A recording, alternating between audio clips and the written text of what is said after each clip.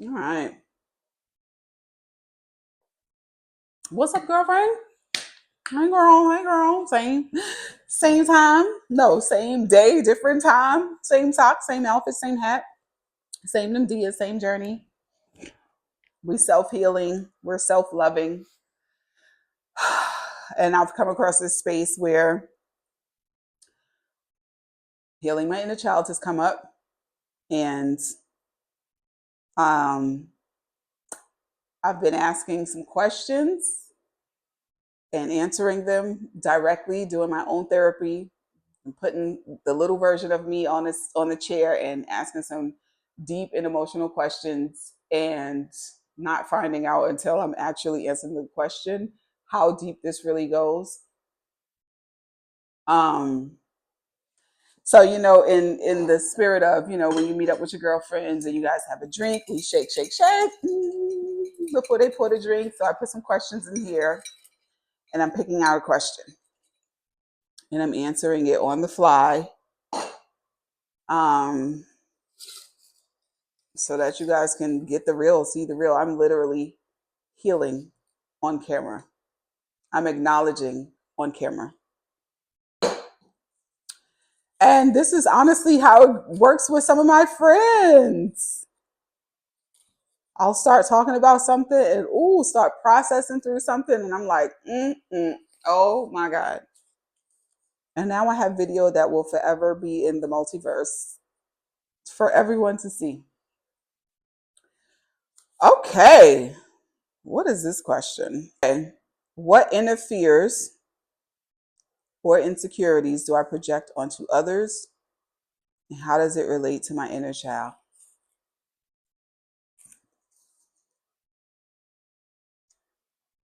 What interferes or insecurities do I project onto others? And how does it relate to my inner child? What interferes or insecurities do I project onto others?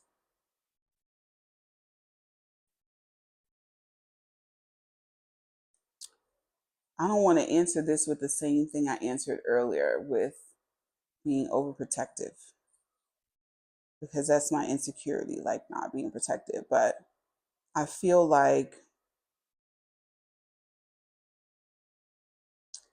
I'm going to go with,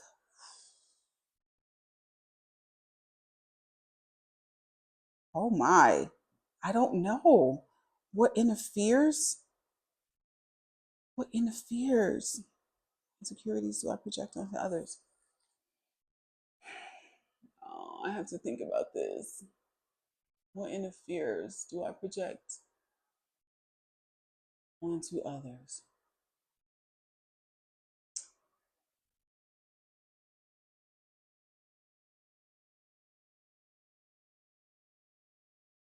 Oh my God. What interferes or insecurities do I project onto others? And how does it relate to my?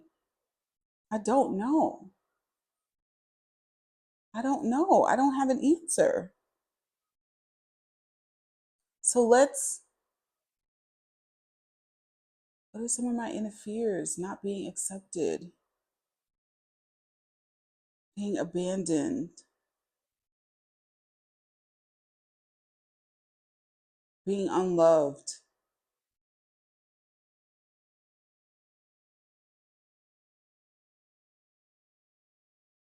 My interferes, not being protected, not being enough.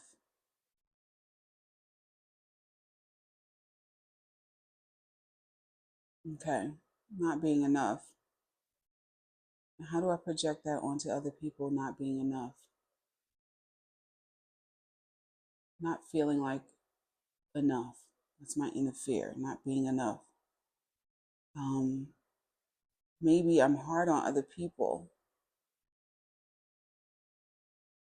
It's a duality. I feel like I'm very empathetic to other people, but then I do feel like um, when I get into this space of not being enough, I project that onto other people when I feel like they're not showing up enough.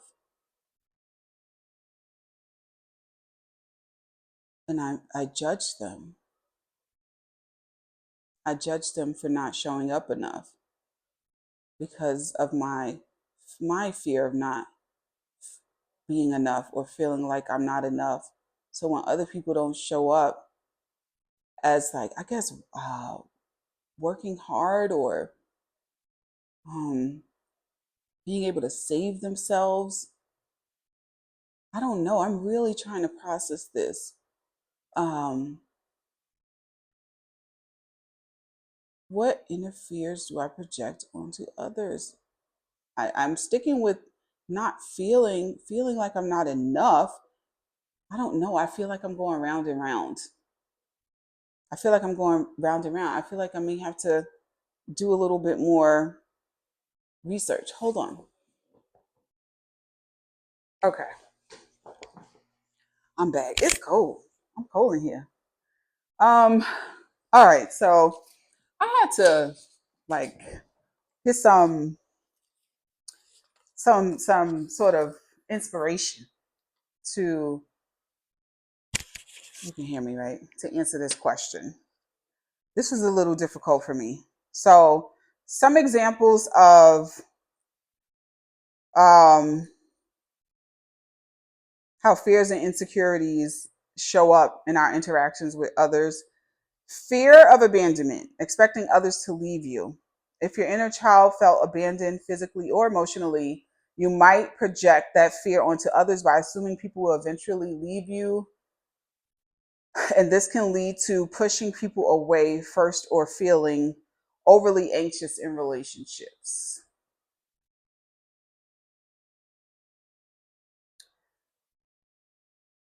I'm not going to say I don't have some fear of abandonment, but I don't know if I have a good enough interpretation of that right now.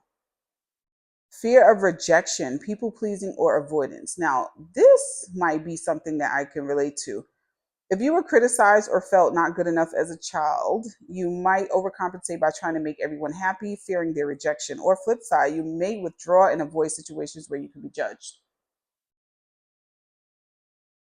I don't feel flow with that. I'm not saying that I don't experience it, but I don't feel flow with that. Like I can just talk about it. Feeling unheard, over explaining, or struggling with boundaries. If your needs or emotions were dismissed in childhood, you may now over explain yourself, feel frustrated when people don't get you, or struggle to set boundaries because subconsciously fear your voice. Subconsciously set boundaries because you subconsciously fear your voice doesn't matter. Now that I feel like yes. So feeling unheard and how I project that onto to other people is exactly how they said I over explain myself. Um, I over explain myself. So if I feel like I'm telling you something bothers me, or if I'm saying no to something, somehow I feel, I think I talked about this the other day. I think I talked about this in my other video, but mm, I don't feel like this is probably, I'm going to probably feel like this is one of the worst videos. And then I don't know, maybe it won't be one of the worst ones.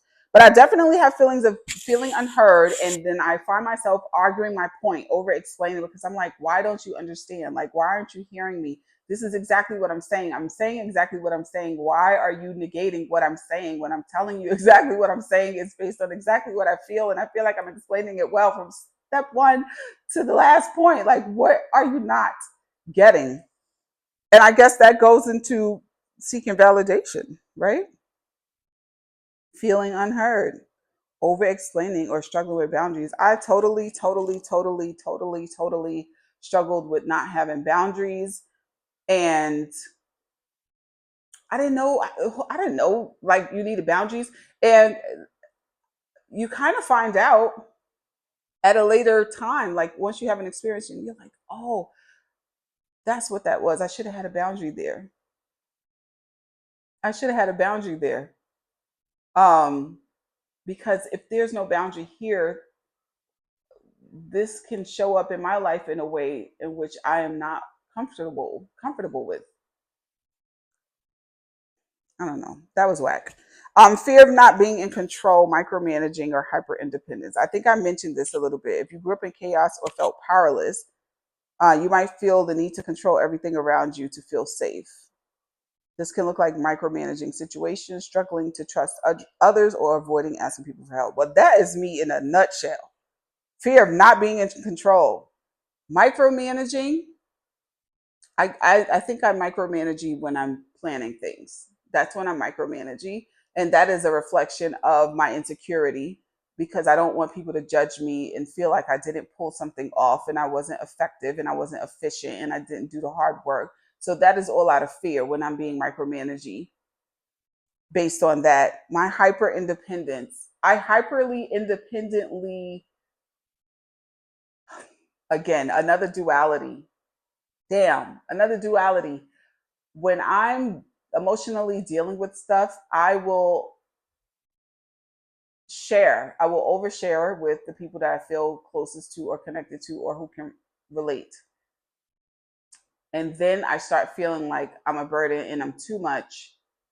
And then I solely depend on myself to cope and to nurse myself back to health because in the end, I am the only person that I can depend on. And I am the only person that will truly show up for myself. And that is what I tell myself. And then I go and I deal with the problem on my own, which is such a hard, heavy burden to bear. But I don't really know what else to do because I fear people looking at me as a burden to them when I am emotionally distraught because it can be a lot and they are not a therapist. So I've learned to speak to my therapist when I'm feeling emotionally stimulated, but I also feel like too much sometimes when I am doing that, and that is their job. So I think we found the one. Fear of not being in control, micromanaging, or hyper independence. That is how my fears and insecurities show up in interactions with others and how I project it onto others. I think that people will see me as too much. So I am hyper independent and I feel like people will not show up for me. So that makes me hyper independent, not in the way that I need them. And I don't want to be upset with them because they're showing up in the way that they can. And that may not be up to my micromanaging being in control standard. Ooh, what is happening here? So, with that, you struggle to trust others or you avoid asking for help. Oh, that is just all me. Avoid freaking asking for help. I don't, my friend asked me, what did I need? And I was like, oh, I don't know. I was like, I don't even know how to tell you what I need. And this was a few months ago. So, today I can tell her what I need, which is I just need you to check in on me.